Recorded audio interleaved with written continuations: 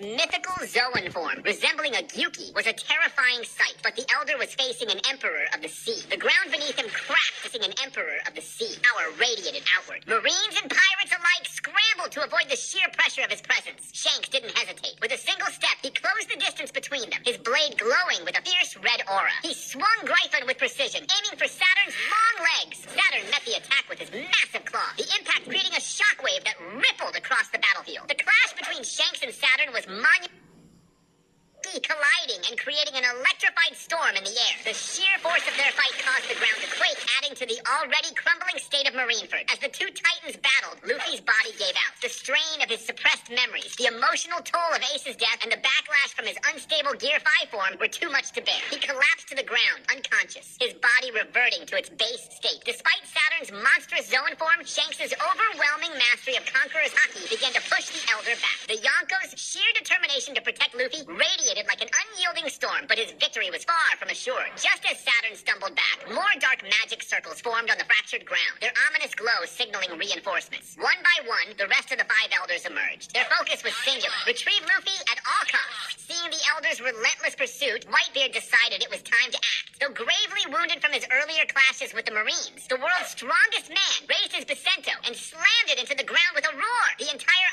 island quaked violently, the force of his Gura Gura no Mi shaking Marineford to its core. Whitebeard's voice carried across the battlefield as he told Shanks to get Luffy out of there while he handled these cowards. The earth split apart, giant fissures swallowing Marines and pirates alike. The seas around Marineford surged as tsunamis formed, threatening to engulf the battlefield entirely. Whitebeard's quakes created chaos so profound that even the Elders were momentarily forced to defend themselves. Shanks gritted his teeth, realizing the gravity of Whitebeard's words. The Elders were far too determined to let Luffy go, and if they succeeded in reclaiming him, all hope of freeing him from their influence would be lost. With the battlefield collapsing into chaos, the Yonko made his decision. Turning to Garp, who was fighting Sengoku, he told him they had to move quickly. The rest of Shanks' crew was dealing with the Marines and Admirals efficiently, as Shanks grabbed Luffy's unconscious body, draping him carefully over his back. Garp hit Sengoku with a galaxy impact, making him reel back and creating an opening. The Vice Admiral's face was heavy with grief and anger, but he knew saving Luffy was more important than continuing the fight. Shanks called for his crew to retreat as the Whitebeard pirates withdrew, with only their captain remaining behind. As Whitebeard unleashed another devastating quake, the entire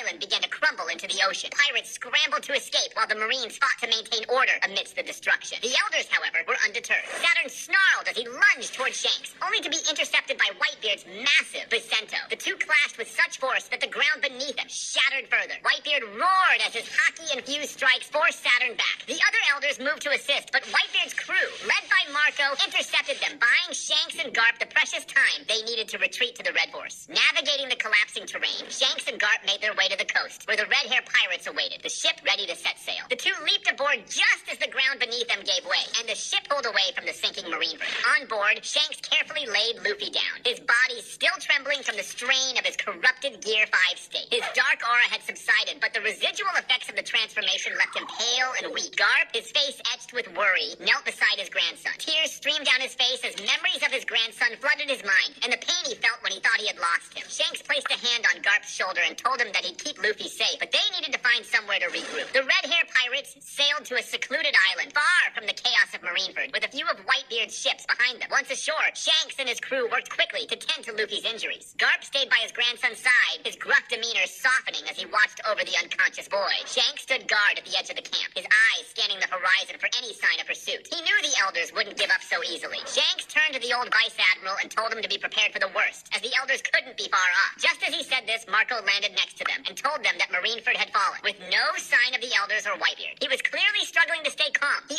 also informed them that the rest of the Whitebeard pirates were on their way, as they too expected the worst. With